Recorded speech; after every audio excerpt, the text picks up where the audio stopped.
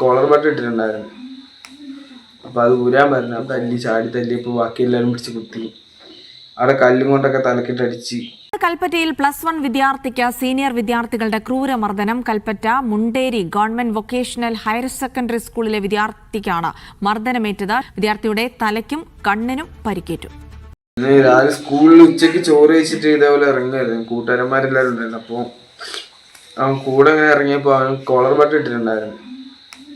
അപ്പോൾ അത് ഊരാൻ പറഞ്ഞു. അപ്പോൾ ഞാൻ ആദ്യം എന്നെ ഇങ്ങനെ ഓരോന്നവന്മാര് വന്നപ്പോൾ തൊട്ട് തന്നെ ഫുൾ കൈ ഇടാൻ പാടില്ല എന്നൊക്കെ പറഞ്ഞു ഓരോരോ റൂളും കാര്യങ്ങളും അവർ തന്നെ ഉണ്ടാക്കിയിട്ട് പ്രശ്നവും കാര്യങ്ങളൊക്കെ ഉണ്ടായിരുന്നു. പിന്നെ ഒരു വട്ടം ഇതേപോലെ എനിക്കൊരു ഉണ്ടായിരുന്നു. അപ്പോൾ സ്കൂളിൽ ഞാൻ പറഞ്ഞ അപ്പോൾ അതേപോലെ ഒരു വാണിംഗ് കൊടുത്ത് വിട്ട്. പിന്നെ ഇന്ന് ഉച്ചയ്ക്ക് കഴിച്ച് കഴിഞ്ഞ് കൈയൊക്കെ കഴുകി ഇപ്പോൾ അമ്മമാർ അങ്ങോട്ടും ഇങ്ങോട്ടും വാക്കുകൾക്കും ഒന്നും തള്ളൊക്കെ.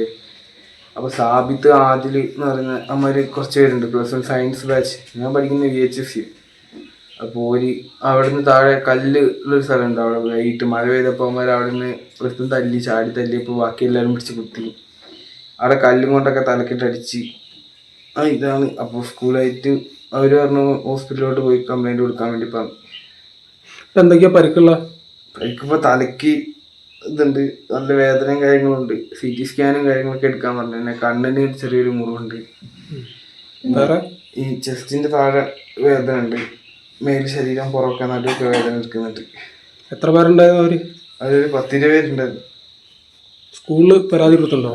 സ്കൂളിൽ കൊടുത്തിട്ടുണ്ടായിരുന്നു.